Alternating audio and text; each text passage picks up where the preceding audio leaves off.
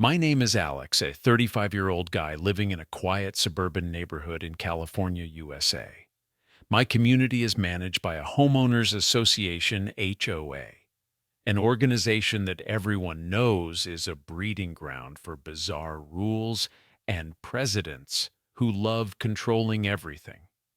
I bought this house 3 years ago after my divorce in the hope of finding some peace. The house has a small backyard where I often light a campfire on winter evenings to relax, sip a beer, and stargaze. Everything was going smoothly until Karen moved in. Karen, her real name is Karen Thompson, but everyone in the neighborhood calls her HOA Karen because she quickly climbed to the position of HOA president just 6 months after arriving. She's about 50 years old, with short blonde hair, always wearing expensive athletic outfits and driving a shiny white SUV. Karen has a habit of prying into everyone's business, from mowing the lawn at the wrong time to painting fences the wrong color. She believes this neighborhood must be perfect, like a real estate advertisement photo. The problem started on an autumn afternoon last year.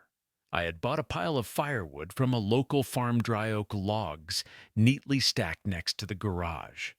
I used them for the fireplace and campfires. One evening, I noticed a few logs were missing from the pile. At first, I thought it was the wind or wildlife, but then it happened again. I installed a security camera and bingo! The culprit was Karen. She sneaked over at night, took a few logs, loaded them into her wheelbarrow, and wheeled them back to her house 2 doors down. I decided to confront her. The next morning, I knocked on her door. "Hi, Mrs. Karen, I saw you taking my firewood. What's going on?" She looked at me with a haughty expression. "Oh, Alex, right. That woodpile of yours violates HOA rules.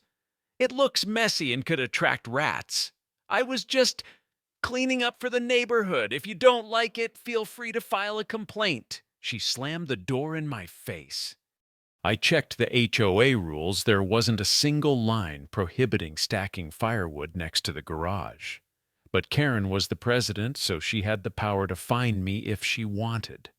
I tried filing a complaint, but the board, made up of her friends, rejected it immediately. From then on, stealing firewood became her habit.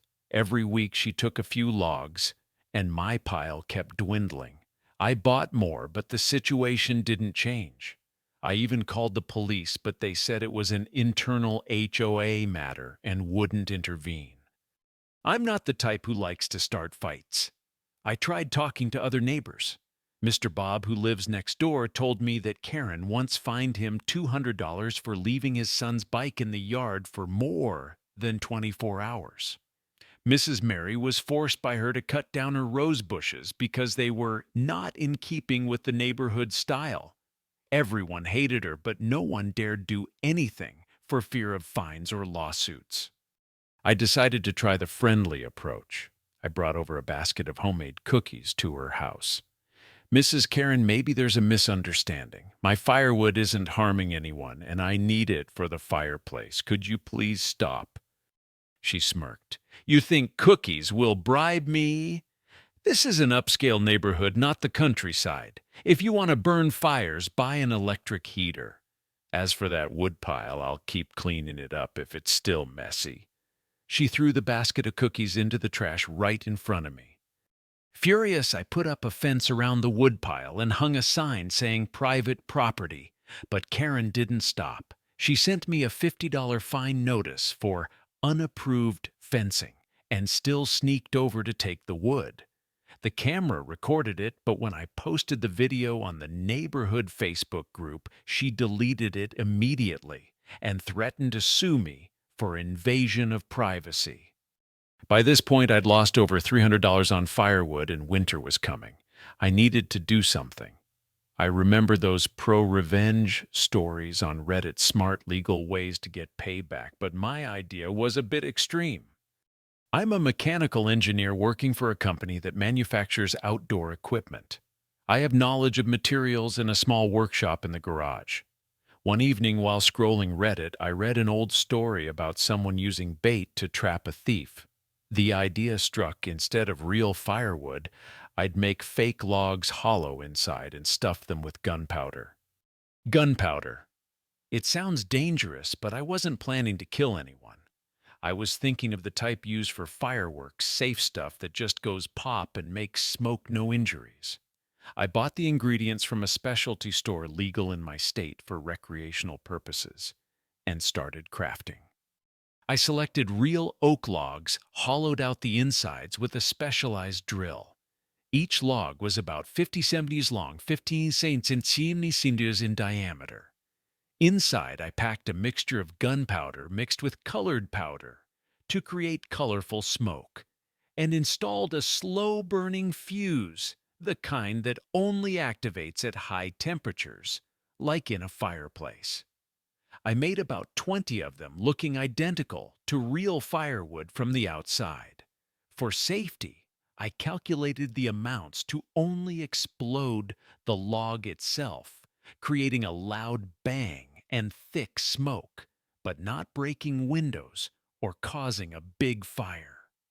I mixed them in with the real firewood and waited, camera ready to record. A few days later, Karen struck again. At 2 a.m., the camera alerted me. She wheeled over, took exactly 5 of the fake logs, probably because they looked new and nice. She wheeled them back home, oblivious. The next morning, I woke up early, made coffee, and waited. Karen's house has a large fireplace in the living room, and she often lights it in the evenings to create a luxurious atmosphere. But that day was a weekend, and the weather was cold, so she probably lit it early. Around 10 a.m., I heard screaming from her house. Then, boom!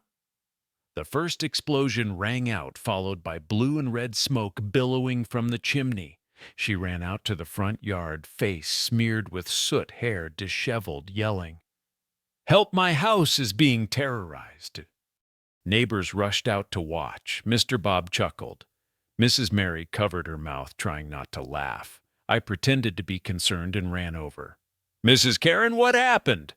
Are you okay, us?" She pointed at the house where smoke was still pouring out. "The firewood! It exploded! Someone poisoned my wood!" The police arrived shortly after. They investigated and found gunpowder residue. Karen claimed she found the wood on the street and brought it home. But I showed the police the camera footage clearly showing her taking it from my garage. The police questioned her. "You took your neighbor's firewood without permission. That's theft." Karen stammered, "No, I'm the HOA president. I have the right to clean up." But the police didn't care. They charged her with petty theft and warned her about fire safety hazards. Moreover, the HOA board held an emergency meeting, and with the video evidence spreading on the Facebook group this time, she couldn't delete it fast enough. They voted to remove her from the president position. After the incident, Karen became quiet as a mouse. She spent $500 repairing the fireplace and had to clean up the colorful ash mess. Neighbors started telling stories about her as a joke. I was elected the new president, and the first thing I did was relax the rules on firewood and fencing. As for me, I have no regrets. It was a way to teach her a lesson about respecting others' property. Of course, I don't encourage anyone to follow suit. This is just a fictional story based on real dramas online. But in the world of HOA Karens, sometimes a little boom is necessary to restore peace. The story ends with me sitting by my real fireplace, sipping a beer and smiling as I think about that fateful night. Life in the neighborhood is now more peaceful than ever.